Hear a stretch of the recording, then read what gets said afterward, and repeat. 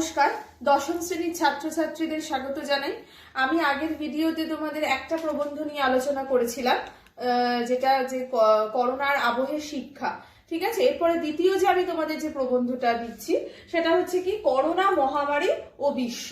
মানে কি এখানে একদম করোনা ভাইরাসটা নিয়ে সামগ্রিক একটা আলোচনা হবে, যেটা শুধুমাত্র শিক্ষা ক্ষেত্র নয়, মানে সমগ্র এই ভাইরাসটি কি, সেই ভাইরাসটি কিভাবে ছড়িয়ে পড়লো, মানে এই যে পুরো সামগ্রিক একটা এই ভাইরাসটাকে নিয়ে আলোচনা হবে কিন্তু এই প্রবন্ধতে। ঠিক আছে, তো সেখানে আমি প্রথমেই ভূমিকাতে যাব। দেখো ভূমিকাতে কি আলোচনা হবে। ভূমিকাতে আলোচনায় আমরা এইভাবে, দেখো আমি আমার মতন করে প্রবন্ধগুলো লিখেছি। তোমাদের যদি মনে হয় কিছু পরিবর্তন বা কিছু সংযোজন তোমরা নিশ্চয়ই করতে পারো, করে আমাকে দেখাবে, আমি চেক করে দেব।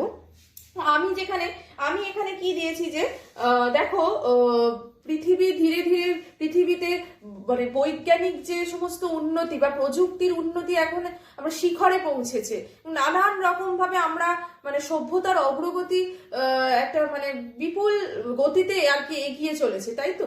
তো সেক্ষেত্রে সেখানে মানে মানুষ প্রযুক্তিগত ভাবে নানান রকম তাদের উন্নতি সাধন করেছে ঠিকই, কিন্তু পাশাপাশি এটাও বলতে হবে যে আধুনিক জীবনে মানুষের জীবন কিন্তু অনেক বেশি জটিল হয়ে উঠেছে, এবং সেখানে কখনো কখনো এমন কিছু প্রাকৃতিক দুর্যোগ মহামারীর আগমন ঘটেছে যেখানে মানুষের বা মানে বিজ্ঞানের হাত কিন্তু বিজ্ঞান সেখানে কিছুই করতে পারেনি। ঠিক আছে, যেমন ভূমিকম্প হোক বা কোনো প্রাকৃতিক দুর্যোগ, বন্যা হোক, কোনো সাইক্লোন মানে ঘূর্ণিঝড় হোক, অথবা মহামারী, ঠিক আছে, এমনই আকার ধারণ করেছে যেখানে মানে প্রচুর মানুষের ক্ষয়ক্ষতি হয়েছে, এবং সেখানে কিন্তু সেই জায়গায় দাঁড়িয়েই কিন্তু আমাদের কোনো রকম ভাবে প্রতিরোধ করবার ক্ষমতা কিন্তু আমাদের কাছে কিন্তু নেই। ঠিক আছে, এবং এই ক্ষেত্রটাই কিন্তু আমরা এখানে দিতে পারি যে, এবং এরকম মহামারীর তালিকায় আর কি, যে বিভিন্ন রকমের মহামারী বিভিন্ন সময় আমাদের সারা বিশ্বকে গ্রাস করেছে, ঠিক সেই রকমই এই মহামারীর তালিকায় নবতম সংযোজন হচ্ছে কি করোনা ভাইরাস। ঠিক আছে, তাহলে এই বিভিন্ন মহামারীর মধ্যে তালিকায় নবতম সংযোজন হচ্ছে করোনা ভাইরাস। ঠিক আছে, আমরা এইটা দিয়ে আমরা ভূমিকা মানে সূচনা করতে পারি রচনাটি। ঠিক আছে, এরপর আমরা ইতিহাসে মহামারী, আমি নেক্সট যে সাবহেডিংটা করেছি সেটা হচ্ছে ইতিহাসে মহামারী। মানে কি যে এই করোনা ভাইরাসই যে শুধু মহামারী হিসেবে আমাদের পৃথিবীর বুকে আছড়ে পড়েছে বা পৃথিবীকে গ্রাস করে পৃথিবীর মানুষের জীবন অতিষ্ঠ করে তুলেছে তা নয়। ইতিহাসের দিকে ফিরে তাকালে কিন্তু আমরা দেখবো যে কলেরা রোগ, এছাড়া হচ্ছে স্প্যানিশ ফ্লু ইত্যাদি কিন্তু বিভিন্ন সময়ে কিন্তু মানে এই সমস্ত ভাইরাসগুলো মানে প্রচুর মানুষের প্রাণ কিন্তু কেড়ে নিয়েছে। ঠিক আছে, ঠিক সেই রকমই আবার এই বর্তমানে এই 2020 সালে কিন্তু এই করোনা ভাইরাসও কিন্তু সেই রকমই অতিমারী বা মহামারীর আকার ধারণ করে প্রচুর প্রচুর প্রচুর মানুষের জীবন কিন্তু কেড়ে নিচ্ছে।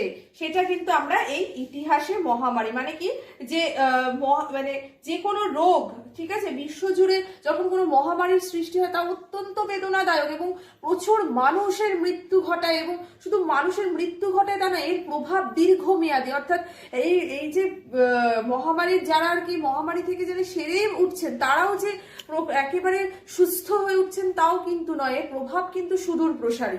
সেই কারণে একটা ভাইরাস, একটা মহামারী যখন মানে সারা বিশ্বকে গ্রাস করে নেয়, তার থেকে আবার স্বাভাবিক পরিস্থিতিতে পৌঁছতেই কিন্তু বহু বছর বা বহু সময় কিন্তু লেগে যায়। এবং সেই কারণেই কিন্তু এই ইতিহাসে এবং এই মহামারী করোনা ভাইরাসে কিন্তু শুধু একমাত্র যে মহামারী যা পৃথিবীকে গ্রাস করেছে তা কিন্তু নয়, এই বিশ্বের ইতিহাসে কিন্তু আরো অনেক মহামারী রয়েছে যেগুলো কিন্তু সারা বিশ্বের মানুষকে নানান ভাবে সন্ত্রস্ত করেছে এবং প্রচুর মানুষের জীবন কেড়ে নিয়েছে। সেটাই কিন্তু আমরা ইতিহাসে মহামারীতে লিখবো। ঠিক আছে, অন্যান্য মহামারীর নাম। ঠিক আছে, এরপর আমরা যেটা তৃতীয়তে যাব সেটা হচ্ছে করোনা ভাইরাসের উৎস। করোনা ভাইরাসের উৎস। দেখো এই বিষয়টা নিয়ে কিন্তু বিভিন্ন জায়গায় সমস্ত ক্ষেত্রেই কিন্তু একটা দ্বিমত রয়েছে বা অনেক রকমের বিতর্ক মূলক একটা বিষয় এটা। কিন্তু কোথা থেকে উৎস হয়েছে, এর উৎস বা কিভাবে হয়েছে সেটা নিয়ে বিশেষজ্ঞদের মধ্যে কিন্তু এখনো নানান রকমের প্রশ্ন রয়ে গেছে। কিন্তু তা সত্ত্বেও এই ভাইরাসটি প্রথম কোথায় পাওয়া গেছে সেইটা নিয়ে কিন্তু কারোর মধ্যে কোনো দ্বিমত নেই।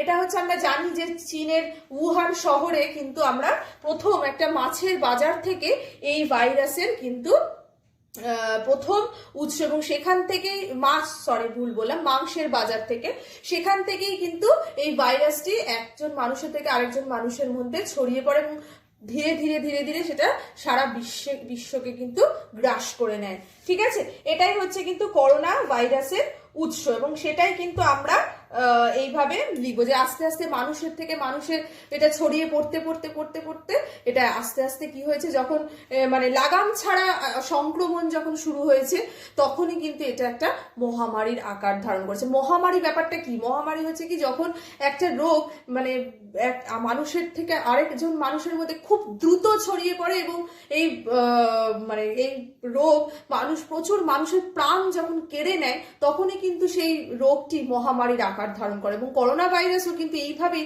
শুধুমাত্র চীনের একটি ছোট্ট শহর থেকে কিভাবে সারা বিশ্বের মানুষকে মানে সন্ত্রস্ত, মানুষকে অস্তিত্বের সংকটে ফেলে দিয়েছে, এইটাই কিন্তু আমরা দেখতে পেয়েছি। এই ভাইরাসের প্রকৃতিটাই এতটা ভয়াবহ। ঠিক আছে, তো তাহলে করোনা ভাইরাসের উৎসতে আমরা কি লিখবো, যে কোথার থেকে, যেহেতু আমরা জানি এখনো আমাদের মধ্যে দ্বিমত রয়েছে, একটা প্রশ্ন রয়েছে, সেই জন্য আমরা ওই নিয়ে কথা বলবো না যে সত্যি কি কোথা থেকে উৎস, প্রথম কোথায় পাওয়া গেছে সেইটাই কিন্তু আমরা এই করোনা ভাইরাসের উৎসর ক্ষেত্রে লিখবো। ঠিক আছে, এরপর আমি একটু বোর্ডটা মুছি। আচ্ছা, এরপর আমরা লিখবো হচ্ছে করোনা ভাইরাসের প্রকৃতি। করোনা ভাইরাসের প্রকৃতি মানে কি? নেচার, মানে করোনা ভাইরাসের নেচারটা কেমন। আমরা দেখেছি কি যে এই ভাইরাসটা অত্যন্ত দ্রুত মানে এই ভাইরাসটা অত্যন্ত দ্রুত ছড়িয়ে পড়তে পারে এবং একজনের থেকে আরেকজনের মধ্যে খুবই তাড়াতাড়ি, খুব দ্রুত একজনের স্পর্শে হোক বা মূলত এটা আমাদের মিউকাস থেকে ছড়ায়, অর্থাৎ আমাদের থুতু বা কফ থেকে কারোর সাথে যদি সংযোগ হয় তখন সেখান থেকেই কিন্তু দ্রুত সেই ভাইরাসটি কিন্তু অন্যের দেহে প্রবেশ করে। এবং এই ভাইরাস মূলত কিন্তু সবার প্রথমে গিয়ে যে প্রভাবিত করে হচ্ছে শ্বাসযন্ত্রকে, এবং শ্বাসযন্ত্র থেকে প্রতিটি অঙ্গ প্রত্যঙ্গকেই কিন্তু নানান ভাবে ক্ষতিগ্রস্ত করতে পারে হচ্ছে কি এই ভাইরাস। ঠিক আছে, এবং এই ভাইরাসের এইটাই কিন্তু এই ভাইরাস অত্যন্ত দ্রুত মানুষের মধ্যে ছড়িয়ে পড়ে। এটা হচ্ছে একটা ভয়াবহ মানে কি বলবো চিহ্ন বলা যেতে, মানে ভয়াবহ একটা বৈশিষ্ট্য এই ভাইরাসটির। ঠিক আছে, তো সেইটাই কিন্তু আমরা এই অংশে লিখবো যে অত্যন্ত দ্রুত সংক্রমিত হয়, শ্বাসযন্ত্রকে প্রভাবিত করে। এইগুলো হচ্ছে মূল পয়েন্ট। ঠিক আছে, এরপর আমরা যেখানে যাব সেটা হচ্ছে কি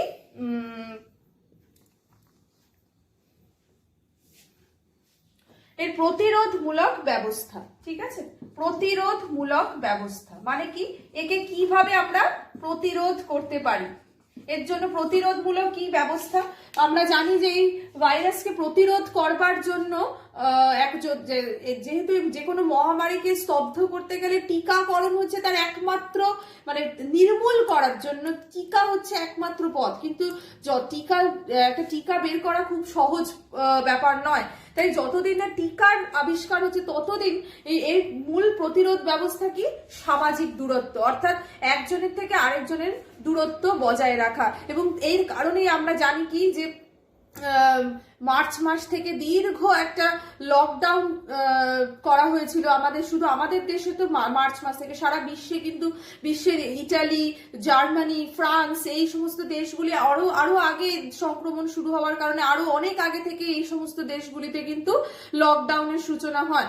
সমস্ত কিছু বন্ধ করে দেওয়া হয়, মানুষের বাড়ি থেকে বেরোনো পুরোপুরি বন্ধ করে দিয়ে এই রোগটিকে প্রতিরোধ করবার চেষ্টা করা হয়, আমরা জানি। এবং এটাই এই রোগটির প্রতিরোধ করবার একমাত্র পথ। পাশাপাশি মাস্ক ব্যবহার করা, স্যানিটাইজার ব্যবহার করে প্রতি মুহূর্তে যে বিভিন্ন স্থানগুলিকে পরিষ্কার করা, এইগুলোই কিন্তু এর প্রতিরোধমূলক ব্যবস্থা। এছাড়া আর কোনো প্রতিরোধের ব্যবস্থা কিন্তু এখানে নেই।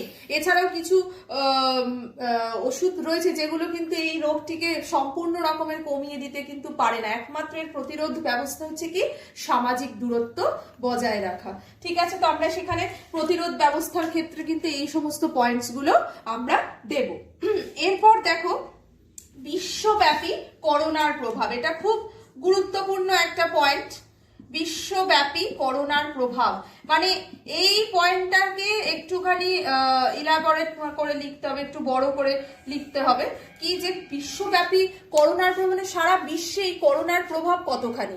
ফার্স্ট যেটা বিষয় সেটা হচ্ছে কি অর্থনীতি। অর্থনীতিতে এই করোনা ভাইরাস সব থেকে বড় প্রভাব ফেলেছে। মানে যে সমস্ত দেশগুলি মানে অর্থনৈতিক দিক থেকে অত্যন্ত বলিয়ান, সেই সমস্ত দেশের অর্থনৈতিক পরিকাঠামোকেও সম্পূর্ণ রকমের স্তব্ধ করে দিয়েছে এই ভাইরাসটি। আমেরিকার মতন দেশ যেখানে যে অত্যন্ত উন্নত এবং অর্থনৈতিক দিক থেকে অত্যন্ত বলিয়ান একটি দেশ, সেই দেশের মানুষ, সেই দেশেও কিন্তু কর্মী ছাঁটাই করে দেওয়া হয়েছে। অর্থনৈতিক যে পরিকাঠামো সম্পূর্ণ রকমের ভেঙে পড়েছে। ঠিক আছে, সেই কারণে এই এবং শুধু আমেরিকা কেন, বিশ্বের প্রায় প্রতিটি দেশই কম বেশি নানান রকম ভাবে কিন্তু আমাদের ভারতবর্ষেরও অর্থনৈতিক পরিকাঠামো একেবারে স্তব্ধ হয়ে গেছে। আচ্ছা, দ্বিতীয় যেটা অর্থনৈতিক দিক তো হলো কালোবাজারি। কালোবাজারি কি, যেহেতু দীর্ঘদিন লকডাউন থাকবার কারণে বিভিন্ন পণ্য, যে সমস্ত দ্রব্য, সেগুলোর দাম অত্যন্ত বেড়ে যাওয়া এবং সেখানে বিভিন্ন রকম ভাবে দুর্নীতি প্রবেশ করে। মানুষের অসহায়ত্বের সুযোগ নিয়ে নানান রকম ভাবে কিন্তু দুর্নীতি প্রবেশ করে দ্রব্য মূল্যের দাম অতিরিক্ত মানে অগ্নিমূল্য হয়ে যাওয়া, সেই বিষয়টাই কিন্তু এখানে কালোবাজারের ক্ষেত্রে লিখতে হবে। এবং অর্থনীতির এই লকডাউনও কিন্তু এই অর্থনীতির ওপর একটা বিভৎস প্রভাব ফেলে, কারণ সমস্ত রকমের সব কিছু স্তব্ধ হয়ে যাওয়ার কারণে কলকারখানা হোক, শিল্পাঞ্চল হোক, সমস্ত কাজকর্ম সমস্ত কিছু বন্ধ হয়ে যাওয়ার কারণেই কিন্তু অর্থনীতিতে প্রভাব ফেলে এবং সেই প্রভাবেই কিন্তু কালোবাজারি বেড়ে যায়। অর্থাৎ কালোবাজারি মানে কি, যে নানান রকম দুর্নীতি ঢুকে যেতে থাকে বিভিন্ন ক্ষেত্রে। সকলেই চেষ্টা করতে থাকে যে তাদের অর্থনৈতিক অবস্থাকে মানে ভালো করবার জন্য, এবং সেই কারণেই কিন্তু কালোবাজারির সূচনা হয়। আচ্ছা, এরপর আমরা শিক্ষাক্ষেত্র আলোচনা করব। শিক্ষাক্ষেত্র আগের প্রবন্ধেই তোমাদের আমি বুঝিয়েছি। শিক্ষাক্ষেত্রেরও একদম একটা মানে শিক্ষার যে ঐতিহ্যগত পদ্ধতি সেটাই সম্পূর্ণভাবে স্তব্ধ হয়ে যায়। এবং তার থেকেও যেটা আরো বড় ব্যাপার সেটা হচ্ছে কি, যে প্রচুর মানুষের মৃত্যু, মানে কি স্বাস্থ্যজনিত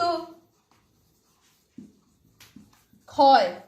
এটা হচ্ছে প্রত্যক্ষ প্রভাব, মানে একেবারে ডাইরেক্ট প্রভাব কি, যে স্বাস্থ্যজনিত ক্ষয়। অর্থাৎ আমরা জানি যে এই ভাইরাসটি এতটাই ভয়াবহ যে অসংখ্য মানুষের কিন্তু মৃত্যু হয়ে গিয়েছে এই ভাইরাসে। ঠিক আছে, এবং এই ভাইরাসের সংক্রমণ এত দ্রুত ছড়িয়ে পড়ছে, প্রধানত বৃদ্ধ এবং শিশুদেরকে ভাইরাস সব থেকে বেশি মানে প্রভাব ফেলছে তাদের দেহে, এবং প্রচুর বৃদ্ধ মানুষের কিন্তু মৃত্যু হয়েছে এই ভাইরাসে। এবং এই শুধু বৃদ্ধ কেন, মানে অনেক যুবক যুবতী, প্রৌঢ়, মধ্যবয়স্কা নারী, সমস্ত মানুষ, প্রচুর মানুষ কিন্তু এই রোগে আক্রান্ত হয়ে মৃত্যু মুখে পতিত হয়েছে। তাই এটা কিন্তু প্রত্যক্ষ, এবং সারা বিশ্বব্যাপী সমস্ত চিকিৎসা ব্যবস্থা, উন্নত মানের চিকিৎসা ব্যবস্থাও কিন্তু এই ভাইরাসের কাছে হার মেনেছে, এবং সেই কারণেই কিন্তু এত মানুষের মৃত্যু হয়েছে।